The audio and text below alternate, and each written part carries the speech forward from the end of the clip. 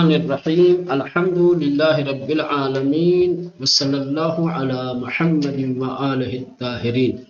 اللهم صل على محمد وآل محمد وعجل فرج۔ خوب جس آیت سے بحث کر رہے تھے اس آیت میں ان لوگوں کو کہ جو لوگ روشن دلیل آ جانے کے بعد آئین حق کو قبول نہیں کیا انہیں بدترین مخلوق قرار دیا گیا۔ ٹھیک، بدترین مخلوق ہونا ہی کیا ہے؟ آتش جہنم میں ہمیشہ رہنے کی وجہ ہے۔ ان کے لیے کہا گیا کہ یہ ہمیشہ ہمیشہ کیا ہے؟ آتش دوزخ میں ہوگے جہنم۔ کیوں بھائی ہمیشہ رہیں گے؟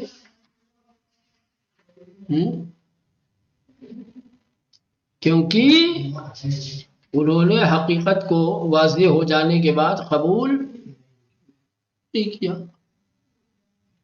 حقیقت کے آشکار ہو جانے، روشن ہو جانے کے بعد اگر کوئی اسے قبول نہیں کرتا ہے تو یہ اس کے خلود در جہنم کی دلیل ہے۔ جو بھی حق کے واضح اور روشن ہو جانے کے بعد اسے قبول نہیں کرے گا اس کا ٹھکانہ جاویدانہ جہنم میں ہوگا، یعنی ہمیشہ جہنم میں رہے گا۔ وہی کہہ رہے آئے مورد بحث مطلبی فراتر از انہا نیز دارد، یعنی کہ جس آیت سے ہم بحث کر رہے ہیں اس میں جو اوپر بیان کیا گیا ہے مطلب اس سے بھی بالاتر اور اس سے بڑی بات یہ ہے کہ چرا کے آنہا را بدترین مخلوقات معرفی کر دے۔ یہ لوگ جن کے پاس کان ہیں حق سننے کے لیے حق نہیں سنتے، یا جن کے پاس آنکھیں ہیں جو بتایا تھا اوپر جو کچھ آیتیں گزری تھیں جن کو غافل کہا گیا تھا، سمجھ رہے ہیں؟ ان سے بھی بڑی بات، ان کو تو صرف کہا گیا ہے کہ یہ غافل لوگ ہیں، یہ جانور لوگ ہیں، ہے نا، یہ جانوروں سے پستر لوگ ہیں۔ لیکن جس آیت سے ہم بحث کر رہے ہیں اس آیت میں کچھ لوگوں کو کیا ہے؟ بدترین مخلوق کہا گیا ہے۔ یہ تو جانور سے بھی گئی گزری بات ہے، یعنی یہ سب سے بڑی بات ہے۔ ان کا مقایسہ اصلاً کسی کے ساتھ کیا ہی نہیں جا سکتا۔ اسے پست کوئی مخلوق ہے ہی نہیں ہے، سمجھ رہے ہیں؟ ہاں، کیونکہ بینہ آ جانے کے بعد جنہوں نے آئین حق کو قبول نہیں کیا انہیں بدترین مخلوق قرار دیا گیا ہے۔ بدترین مخلوق ہونے کے عنوان سے ان کا تعارف کرایا گیا ہے، انہیں پہچانایا گیا ہے۔ یہ غافل لوگوں سے بڑی بات ہے۔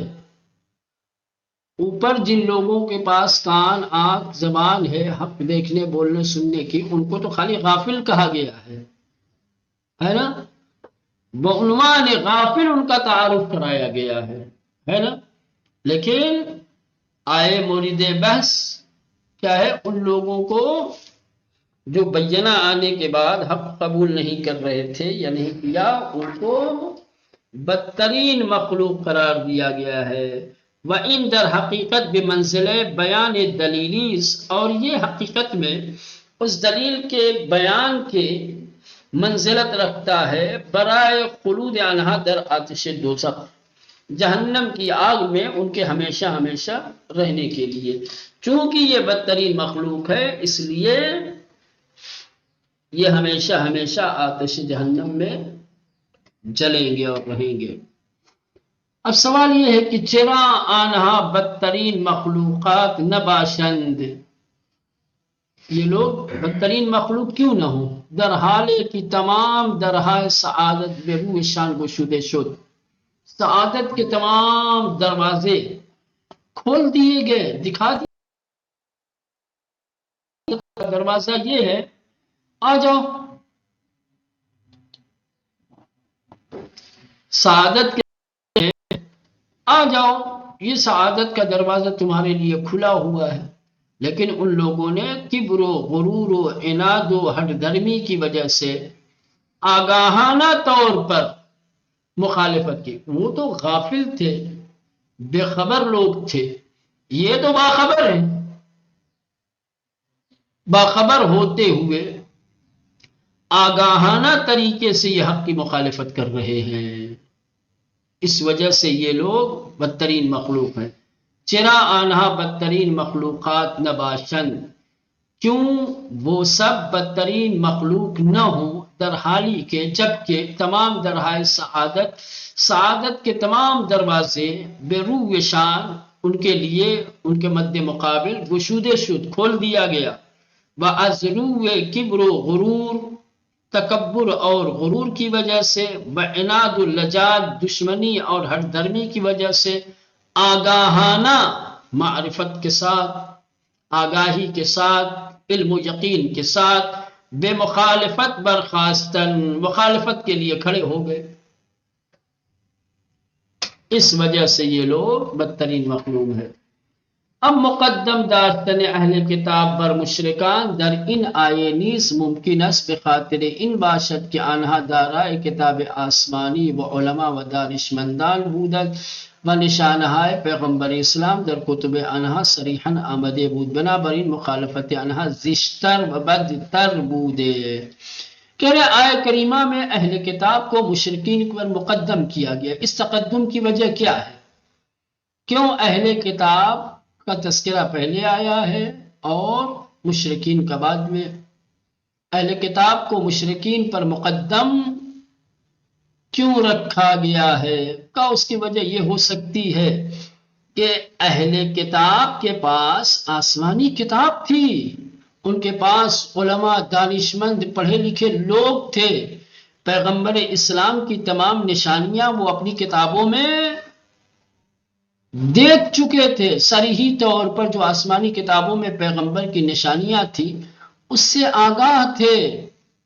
لہذا اہل کتاب کی مخالفت مشرکین کی مخالفت سے زیادہ بدتر ہے، اس لیے ان کو پہلے اہل کتاب کا تذکرہ پہلے آیا، مشرکین کا تذکرہ بعد میں آیا. مشرکین کے پاس تو کوئی آسمانی کتاب تھی نہیں جس میں وہ پیغمبر کے اوصاف اور ان کی نشانیاں پڑھتے کہ جب دعوت حق دے رہے تھے فوراً قبول کر لیتے.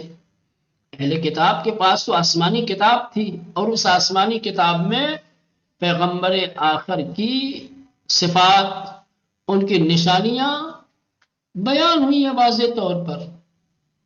تو اہل کتاب کے جو علماء دانشمند تھے وہ پیغمبر کی تمام نشانیوں کو جانتے تھے، لیکن اس کے باوجود بھی ان لوگوں نے انکار کیا. انکار دونوں نے کیا، لیکن اہل کتاب کا انکار اور ان کی مخالفت مشرکین کی مخالفت سے بدتر ہے. اسی لیے کہا جاتا ہے جاہل کا ایک گناہ اور 70 گناہ اور عالم کے گناہ. کیوں؟ اس کے پاس علم نہیں ہے، آگاہی نہیں ہے، مسائل کو جانتا نہیں ہے. عالم جانتا ہے مسائل. عالم کا گناہ جاہل کے کئی گناہ سے بدتر ہوتا ہے. اس کی وجہ کیا ہے؟ یہ اہل کتاب کی مخالفت مشرکین کی مخالفت سے بدتر کیوں ہے جبکہ دونوں نے مخالفت کی ہے نا؟ وہی کہ ان کے پاس نشانیاں موجود تھیں، آسمانی کتاب تھی، آسمانی کتابوں میں پیغمبر کی واضح طور پہ نشانیاں ان لوگوں نے پڑھی تھی. وہ نشانیاں دیکھ کر کے ان کو بجائے مخالفت کرنے کے موافقت کرنی چاہیے تھی، ان کو قبول کرنا چاہیے تھا، لیکن انہوں نے مخالفت کر دیا، انکار کر دیا. تو اب ان کی مخالفت اور ان کا انکار مشرکین کی مخالفت و انکار سے بدتر ہے. مقدم داشتن اہل کتاب بر مشرکان، یعنی مشرکوں پر اہل کتاب کو مقدم رکھنا در اس آیہ کریمہ میں ممکن است بخاطر ان باشد، ممکن ہے کہ اس وجہ سے ہو کہ انہا دارائے کتاب آسمانی، یہ جو اہل کتاب تھے ان کے پاس آسمانی کتابیں تھیں و علماء دانشمندان بودن، ان کے پاس علماء تھے، دانشمند تھے، و نشان ہے پیغمبر اسلام در کتب آنہا، اور ان کی کتابوں میں پیغمبر اسلام کی نشانیاں اور ان کی صفات صریحاً واضح طور پر آمد بود بیان ہوئی تھی، یہ سب جانتے تھے، لیکن پھر بھی ان لوگوں نے بلا برئن، جو چونکہ ان کے پاس آسمانی کتابیں تھیں، آسمانی کتابوں میں پیغمبر کی تمام واضح نشانیوں کا علم ان کے پاس تھا، علماء دانشمند تھے، لہذا مخالفت آنہا اہل کتاب کی مخالفت زشت تر و بدتر بود، مشرکین سے زیادہ زشت اور بدتر ہے. ٹھیک، چلے در آئے بعد به گروه دوم که نقطه مقابل آنها هستند و در قوس سعودی قرار دارند اشاره کرده می فرماید کسانی که ایمان آوردند و اعمال صالح انجام دادند آنها بہترین مخلوقات خدا هستند. کہہ رہے ہیں کہ چھٹی آیت کے بعد جو 7ویں آیت ہے، 7ویں آیت میں ایک دوسری جماعت، ایک دوسرا گروہ کہ جو پہلی والی جماعت اور پہلے والے گروہ کے مد مقابل میں ہے. اوپر آپ نے آیتیں پڑھی، پہلی آیت میں ان لوگوں کا تذکرہ کیا گیا کہ جو اللہ کی بدترین مخلوق ہے، اس کے بعد والی آیت میں اس جماعت اور اس گروہ کا تذکرہ آیا ہے کہ جو اللہ کی بہترین مخلوق ہے. تو بعد والی آیت میں پہلی والی آیت میں جن جماعت کا ذکر کیا گیا ہے اس کے مد مقابل میں ایک جماعت کا، ایک گروہ کا تذکرہ کیا گیا کہ جو در قوس سعودی قرار دارند. قوس سعودی کیا ہوتا ہے بھائی؟ قوس سعودی یعنی جو پستی سے بلندی کی طرف جانے والے، وہ لوگ کیا تھے؟ بلندی سے پستی کی طرف آنے والے تھے، کتاب رکھ کر کے عالم ہوتے ہوئے، دانشمند ہوتے ہوئے، نشانیوں کا علم رکھتے ہوئے بھی ان لوگوں نے کیا کیا مولانا؟ انکار کر دیا، مخالفت کی. تو وہ بلندی سے کیا فائدہ ہوا کتاب رکھنے کا؟ کیا فائدہ ہوا عالم اور دانشمند ہونے کا؟ ہے نا؟ وہ پستی سے بلندی کی طرف آ گئے. اور یہ جو دوسری جماعت ہے جو بعین ہی پہلے والے گروہ اور پہلے والے جماعت کے مد مقابل ہے، یہ قوس سعودی میں واقع ہے، یعنی یہ پستی سے بلندی کی طرف. سمجھ رہے ہیں؟ یہ اہل کتاب تھے، اب با ایمان ہو گئے، مسلمان ہو گئے. اہل کتاب سے مولانا کیا ہو گئے؟ مسلمان اور صاحب ایمان ہو گئے، درجہ ان کا اور بڑھ گیا. تو ان کی طرف اشارہ کیا گیا ہے کہ جو قوس سعودی میں واقع ہوئے، یعنی جو پستی سے بلندی کی طرف جانے والے لوگ تھے، یعنی وہ لوگ کہ جو ایمان لے آئے اور جنہوں نے عمل صالح انجام دیا، وہ اللہ کی بہترین مخلوق ہے. ان الذین آمنوا، بے شک وہ لوگ جو ایمان لے آئے، وعملوا الصالحات اور نیک اور اچھے اعمال انجام دیے، اولئک هم خیر البریہ، یقیناً وہی لوگ اللہ کی بہترین مخلوق ہیں. چلے تو دونوں گروہ کا تعارف کرا دیا، اس جماعت اور اس گروہ کا بھی اللہ نے تعارف کرایا جو اس کی بدترین مخلوق ہے. اس کے مد مقابل میں ان کا بھی تعارف کرایا گیا، اس جماعت کا، اس گروہ کا کہ جو اللہ کی بہترین مخلوق ہیں. پھر اس کے بعد یہ جو اللہ کی بہترین مخلوق ہے، ادھر پہلی جماعت کا جب تعارف کروایا اور جب ان لوگوں کو پہچنوایا جو لوگ بدترین مخلوق ہیں، تو وہاں ان کے کیفر کو، وہاں ان کی سزا کو بھی، ان پر ہونے والے عذاب کو بھی بیان کیا تھا.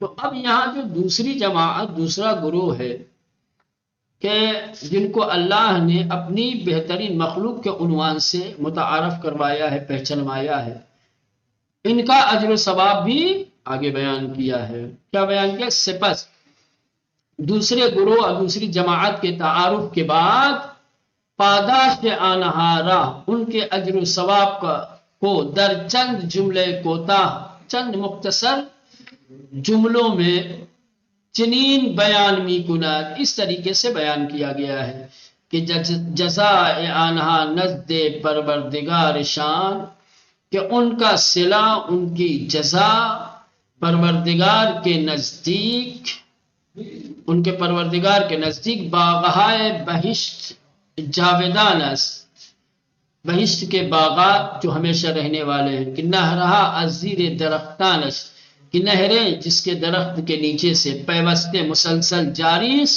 بہ رہی ہوگی، در حال ہے کہ ہمیشہ در آن میمانند، اس حال میں کہ یہ لوگ ہمیشہ اسی میں رہیں گے، جزاؤہم عند ربہم، ان کا صلہ، ان کی جزا ان کے رب کے نزدیک، جنات عدن، ہمیشہ رہنے والی کیا ہے، باغات، تجری من تحت الانہار، جاری ہوں گی جن کے نیچوں سے جس کے نیچے سے نہریں، خالدین فیہا ابدا، ہمیشہ ہمیشہ اس میں رہیں گے یہ لوگ۔ ہم خدا ازانہ خوشنود است، ایک تو یہ کہ ان کا مقام، ان کی جگہ، یا یوں کہا جائے کہ ان کا اجر و صلہ، ان کے ایمان اور ان کے عمل صالح کی جزا ان کے رب کے نزدیک کیا ہے، باغ بہشت، کہ جس کے درختوں کے نیچے سے نہریں جاری ہوں گی، اور یہ ہمیشہ ہمیشہ اس میں رہیں گے۔ ابھی ان کی جزا تمام نہیں ہوئی، بلکہ خدا ازانہا خوشنود است، خدا ان لوگوں سے راضی ہے، وہم انہا، خدا ان کے ایمان اور ان کے عمل صالح سے راضی، اور اللہ نے ان کے ایمان اور عمل صالح کی جو جزا دی ہے یہ اس سے راضی، دونوں ایک دوسرے سے خوش ہیں۔ چلیں اس کے بعد وَإِن مقام بالا و پاداشاہ مہم و بے نظیر، از آن کسیز کہ از پروردگارش بترسد، بولو نا، ساری بات آ کر کے یہاں پہ ختم ہوتی ہے۔ اوپر اللہ نے دوسری جماعت، جس جماعت کو اللہ کی بہترین مخلوق قرار دیا گیا ہے، صاحبان ایمان اور اعمال صالحہ انجام دینے والے، ان کا اجر و ثواب کیا ہے، صرف اور صرف ایمان اور اعمال صالحہ کی بنیاد پر نہیں ہے۔ اللہ نے یہ جو جزائیں رکھی ہیں، اللہ نے جو یہ مقام عطا کیا ہے، یہ ان لوگوں کے لیے ہے کہ جن کے دلوں میں پروردگار عالم کا ڈر اور خوف ہو۔ وَإِلَّا ایمان والے، عمل صالح والے بہت ہیں، لیکن خشیت خدا رکھنے والے بہت کم ہیں۔ تو بس تنہا ایمان اور عمل صالح اس آیت کی بنیاد پر کافی نہیں ہے، انسان کو اس عظیم اجر و صلہ تک نہیں پہنچائے گا جو آیت میں ذکر کیا گیا ہے، بلکہ ایمان و عمل صالح، ایسا ایمان اور عمل صالح کہ جو خشیت پروردگار کے ساتھ ہو۔ سمجھ رہے ہیں؟ وَإِن مقام بالا، یہ بلند مقام و پاداشاہ مہم و بے نظیر اور با اہم اور بے مثل و بے نظیر اجر و ثواب از آن کسیس، ان لوگوں کے لیے ہے کہ از پروردگار، اس شخص کے لیے ہے، اس انسان کے لیے ہے کہ از پروردگارش، کہ جو اپنے پروردگار سے بے ترسد ڈرے، ذالک لمن خشی رب، ذالک یہ اشارہ ہے اس بلند مقام کہ جو اوپر بیان کیا گیا آیت میں، اور وہ اجر و ثواب جو اوپر ذکر کیا گیا ہے، سمجھے، ان دونوں ذکر کیا گیا ہے، مقام کو بھی بیان کیا گیا کہ ان کا مقام یہ ہوگا کہ وہ ہمیشہ جنت میں رہے گی، اللہ ان سے راضی ہوگا،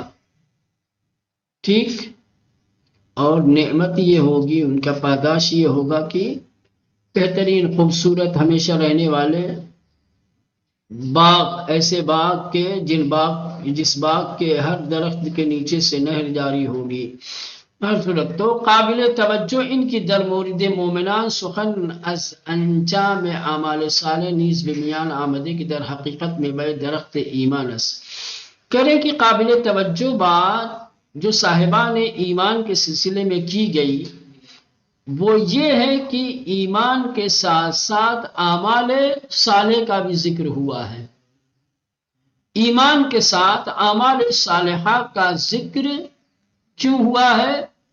کیونکہ اعمال صالحہ درخت ایمان کا میوہ ہے، ایسا ایمان کہ جس ایمان کے ساتھ اعمال صالحہ نہ ہو وہ ایسے ہی ہے جیسے درخت پر میوے نہ ہوں، ثمرہ ایمان اعمال صالحہ ہے، ایسا ایمان جو انسان کو اعمال صالحہ کی طرف نہ لے جائے، جو مومن ایمان اعمال صالحہ انجام نہ دے اس کا کون سا ایمان ہے بھائی؟ اس ایمان کا کیا فائدہ جس ایمان کے ساتھ اعمال صالحہ نہ ہو؟ تنہا ایمان کافی نہیں ہے، آپ جب عقائد کی کتاب پڑھیں گے تو عقائد کی کتاب میں کچھ گروہ، کچھ جماعتیں ایسی گزری ہے متکلمین کی جنہوں نے یہ نظریہ پیش کیا ہے کہ سعادت کے لیے، نجات کے لیے تنہا ایمان کافی ہے، اعمال صالحہ لازم اور ضروری نہیں ہے، انسان کا اعتقاد، انسان کا ایمان صحیح ہے تو ایمان صحیح، اعتقاد حق نجات اور سعادت کے لیے کافی ہے، یہ قرآن کے اصول کے خلاف ہے، اکثر مقامات پر جہاں ایمان کا تذکرہ ہوا ہے وہاں عمل صالح کا بھی تذکرہ ہوا ہے، ایمان اور عمل صالح کا تذکرہ جگہ جگہ اسی لیے کیا تاکہ انسان یہ تصور نہ کرے کہ تنہا ایمان کافی ہے، اور نہ یہ تصور کرے کہ تنہا عمل صالح کافی ہے، نہ تنہا ایمان انسان کو سعادت مند بنا سکتا ہے اور نہ تنہا اعمال صالح۔ بعض لوگ کہتے ہیں کہ بھئی ایمان میں کیا رکھا، اچھا کام کرو، اچھے کام سے نجات ہو جائے، توحید تمہاری اچھی ہو یا نہ ہو، رسالت پر ایمان تمہارا صحیح ہو یا نہ ہو، اچھا کام کرتے رہو، نیک کام کرتے رہو، یہ اچھے کام اور یہ نیک کام تمہیں سعادت مند بنا دیں گے، تمہیں نجات دلا دیں گے، غلط ہے، نہ تنہا ایمان نجات کے لیے کافی ہے، نہ تنہا اعمال صالحہ نجات کے لیے کافی ہے، نجات کے لیے ایمان کے ساتھ ساتھ اعمال صالحہ کا بھی ہونا لازم اور ضروری ہے۔ قابل توجہ ان کے قابل توجہ بات یہ ہے کہ در مورد مومنان صاحبان ایمان کے سلسلے میں سخن از انجام اعمال صالح نیز اعمال صالح کی انجام دہی کی بات بھی بمیان آمدے یعنی ذکر ہوئی ہے کہ در حقیقت کی جو حقیقت میں میوہ درخت ایمان جو درخت ایمان کا پھل ہے، اشارے بے ان کے یہ اشارہ ہے اس بات کی طرف کہ ادعاء ایمان بے تنہائی کافی نیست، تنہا ایمان کا دعویٰ کافی نہیں ہے۔ آج اکثر مسلمان مولانا اسی میں گرفتار ہیں، کہتے ہیں بھئی ہم اللہ کو مانتے ہیں، نبی کو مانتے ہیں، دین اسلام تمام شریعت کے اعتقادات کو مانتے ہیں، ایمان ہم رکھتے ہیں، جنت جہنم سب مانتے ہیں، اب کیا چاہیے؟ کہنے تنہا ادعا ہم مومن ہیں، ہم مسلمان ہیں، تنہا ادعا ایمان کافی نہیں ہے، بلکہ ایمان کا ایک شاہد اور ایک گواہ ہے۔ کون ہے وہ عمل صالحہ ہے۔ تم حقیقت میں مومن ہو، اس کی گواہی تمہارا عمل دے گا۔ ہم کتنے بڑے مسلمان ہیں، ہمارے اعمال بتا رہے ہیں، ہے نا؟ وہ کہہ رہے فرما رہے ہیں ہاں، بلکہ اعمال انسان باید گواہ بر ایمان او باشد، انسان کے اعمال کو چاہیے کہ اس کے ایمان کا گواہ ہو۔ بلے کفر میں تنہائی ہر چند تو انبا عملنا صالحی نیز نباشد مائے سقوط و بدبختی۔ اچھا، اس کے برعکس جب ایمان کے ساتھ ساتھ عمل صالح کا ہونا ضروری ہے، تو کیا ضروری ہے کہ کفر کے ساتھ عمل غیر صالح ہوں تبھی انسان بدبخت ہوگا؟